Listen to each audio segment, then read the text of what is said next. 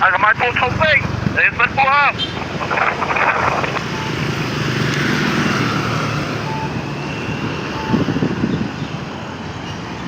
là quen lắm quen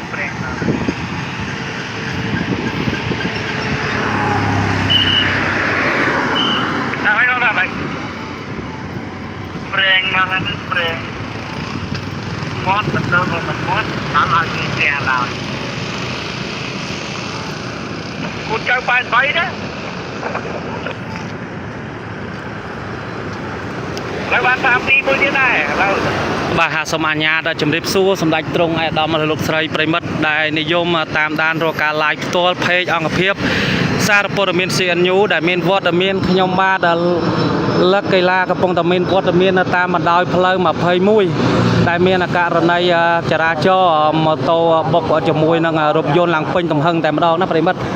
បណ្ដាលឲ្យមានរងរបួសត្រូវបានបញ្ជូនយកទៅសង្គ្រោះនៅឯមន្ទីរពេទ្យបាត់ហើយប្រិមិត្តបាទ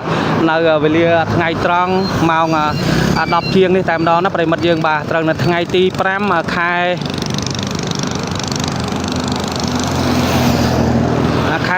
2025យើងនេះតែម្ដងហើយយើងឃើញនៅទីតាំងនេះក៏មានបងវត្តមានអាជ្ញាធរមូលដ្ឋានប៉ុស្តិ៍ក៏លោកបានមកដល់ទីតាំងនេះដែរកំពុងតែជួយសម្រួលចរាចរណ៍នៅនឹងកន្លែងទីតាំងកើតហេតុតែម្ដងណាប្រិមិត្តយើងបាទយើងឃើញប្រិមិត្តបាទគឺម៉ូតូគឺជាប់ជាមួយនឹងរថយន្ត Ford ខាងលើនេះតែម្ដងណាប្រិមិត្តយើងបាទចូលនឹងគួរយកទៅពេទ្យបានទេបងហីម្នាក់ឯងទេបងហីតែម្នាក់ទេហីតែម្នាក់ទេបងហីនឹងប្រិមិត្តយើងបាទហើយឃើញម៉ូតូចូលរងគ្រោះគឺម៉ូតូម៉ាត្រីមសង់07ផ្លាកលេខកណ្ដាល 1E 3864បុកជាប់រថយន្តជំហៀងខាងឆ្វេងតែម្ដងណាប្រិមិត្តយើងបាទហើយចូលរងគ្រោះនោះបញ្ជូនយកទៅសង្គ្រោះបន្ទាន់នៅឯមន្ទីរពេទ្យបាទប្រិមិត្តបាទរងការខូចខាតយ៉ាងដំណំតែម្ដងណាប្រិមិត្តយើងបាទហើយយើងឃើញផ្លាកលេខរថយន្តខាងលើហ្នឹងគឺភ្នំពេញ2BL 5754ណាប្រិមិត្តយើងបាទហើយយើងមិនដឹងថាឋានភាពម៉ូតូនិងរថយន្តហ្នឹងប្រហែលជាគាត់បើកឆ្លងហើយម៉ូតូហ្នឹងប្រហែលជាគាត់ធ្វើដំណើរទៅដៅគាត់ពីត្បូងមកជើងប្រិមិត្តបាទហើយមកដល់ទីតាំងខាងលើហ្នឹងគឺវាក់ជាមួយនឹងរថយន្តក៏មិនបានប្រយ័ត្នក៏បានបុកជាប់តែម្ដងណាប្រិមិត្តយើងគឺម៉ូតូម៉ាអាត្រីមសង់07ពណ៌ខ្មៅតែម្ដងប្រិមិត្តរងការខូចខាតទាំងរថយន្តទាំងម៉ូតូតែម្ដងណាប្រិមិត្ត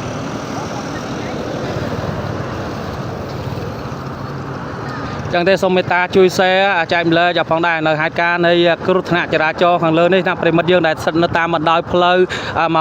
21នៅភូមិទូកសាំងសង្កាត់រកាខ្ពស់ក្រុងតាខ្មៅខេត្តកណ្ដាលយើងតែម្ដងណាប្រិមិត្តបាទយើងឃើញមានវត្តមានបងសមាជិកមូលដ្ឋានគឺលោកបានមកដល់ទីតាំងខាងលើនេះហើយជួយសម្រួលចរាចរណ៍នៅកន្លែងទីតាំងកាត់ហេតុតែម្ដងណាប្រិមិត្តយើងសូមមេត្តាជួយ share ផងចូលរងគ្រោះបញ្ជូនទៅសង្គ្រោះបន្ទាន់នៅឯមន្ទីរពេទ្យបាទប្រិមិត្តបាទ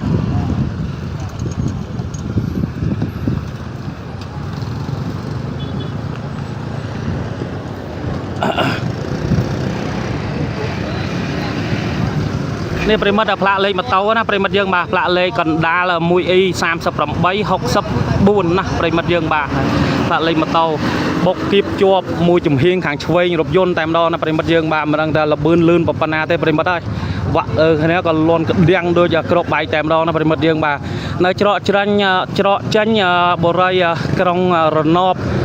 សង្កាត់រកាខ្ពស់ក្រុងតាខ្មៅយើងនេះតែម្ដងណាប្រិមិត្តយើងបាទឥឡូវនេះបង្កឲ្យមានការភ្ញាក់ផ្អើលមែនតើនៅទីតាំងអាកាសហេតុដល់ផងដែរណាប្រិមិត្តយើងបាទមានអ្នករបួសម៉ាក់អ្នកដែរបងសំស៊ូទៅយើ2នាក់បងអ្នក2នាក់ប្រុសទាំងពីរឬមានស្រីដែរបងប្រុសទាំងពីរបងមានតែគាត់អ្នករស់នៅណាដែរបង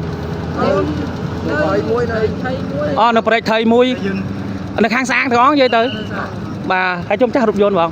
គាត់បើកចេញពីក្នុងមិនមែនចាស់រថយន្តអូបាទហើយយើងឃើញគឺម្ចាស់រថយន្តបងស្រីក៏គាត់នៅទីតាំងនេះផងដែរណាប្រិមិត្តយើងហើយអ្នករងគ្រោះហ្នឹងគឺចំនួនដល់តែ2នាក់ណោះប្រិមិត្តយើងបាទអ្នករស់នៅស្រុកស្អាងផងដែរណាប្រិមិត្ត ហើយឥឡូវត្រូវបានបញ្ជូនយកទៅសង្គ្រោះនៅឯមន្ទីរពេទ្យបាទប្រិមិត្តបាទប្រហែលតាមផាសស្អាតអញ្ចឹងណាប្រិមិត្តបាទហើយយើងឃើញឥឡូវនេះមានតែរងចាំជំនាញចរាចរណ៍នៃអធិការក្រុងតាខ្មៅប្រិមិត្តបាទហើយចំណាយបងសមត្ថកិច្ចប៉ុស្តិ៍សង្កាត់តកាខ្ពស់នឹងជាមួយបងប្រជាកាពីមូលដ្ឋានក៏លោកបានមកដល់ទីតាំងនេះដែរកំពុងតែជួយសម្រួលចរាចរណ៍នៅទីតាំងច្រកចេញបរិយាក្រុងរណបយើងដែលស្ថិតនៅក្នុងសង្កាត់តកាខ្ពស់ក្រុងតាខ្មៅតែម្ដងនៅប្រិមិត្តយើងបានចឹងទេសូមពុកម៉ែបងប្អូនយើងក្នុងការបើកបរធ្វើដំណើរសូមមេត្តាបើកបរចូលរួមគ្រប់ច្បាប់ចរាចរណ៍ផ្លូវគោកផងដែរណាប្រិមិត្តបាទជីវៀងជួបឧបទ្ទវហេតុដោយហេតុការចរាចរណ៍ខាងលើនេះចឹងហើយយើងឃើញហើយមិនដឹងថាលបឿនម៉ូតូលឿនប៉ុណ្ណាហើយរថយន្តគាត់ចេញមកសិតតែមិនបានមើលដូចគ្នាក៏ឬមួយក៏មិនទេប្រិមិត្តបាទបានមកដល់ទីតាំងខាងលើហ្នឹងក៏បានបុកគៀបជាប់មួយទំហឹងតែម្ដងចំហៀងរថយន្តខាងឆ្វេងតែម្ដងណាប្រិមិត្តបាទហើយម្ចាស់រថយន្តក៏គាត់នៅទីតាំងនេះផងដែរមានតែរងចាំសមត្ថកិច្ចជំនាញនៃអធិការចរាចរណ៍ក្រុងតាខ្មៅទេប្រិមិត្តបាទមានតែលោកទេអាចយកអាវោះវែងថាខាងណាខុសខាងណាត្រូវអញ្ចឹងណាប្រិមិត្តបាទហើយចំណាយខ្ញុំបានត្រឹមតែមកផ្សព្វផ្សាយដើម្បីចែកជូនទៅដល់ប្រជាពលរដ្ឋបានទស្សនាទូជ្រាបហើយពិសេសជាងគេគឺសូមឲ្យពុកម៉ែបងប្អូនយើងក្នុងការបើកបរប្រយ័ត្នប្រយែងឲ្យបានខ្ពស់ណាប្រិមិត្តយើងបាទហើយយើងឃើញហើយគឺមួយរយៈនេះគឺយើងឃើញណាប្រិមិត្តណាចរាចរណ៍គ្រប់ដងផ្លូវទាំងអស់គឺឃើញតែបុកអាចនឹងស្លាប់បាត់បង់អាយុជីវិតនិងក៏ពិការដៃឬក៏របួសធ្ងន់ដែរណាប្រិមិត្តយើងបាទ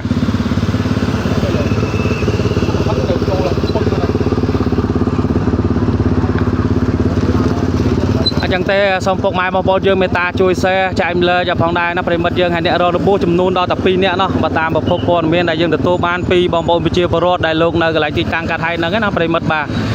ហើយយើងឃើញពេលវេលាស្មាននេះគឺក្តៅមែនតើណាប្រិមិត្តយើងបាទ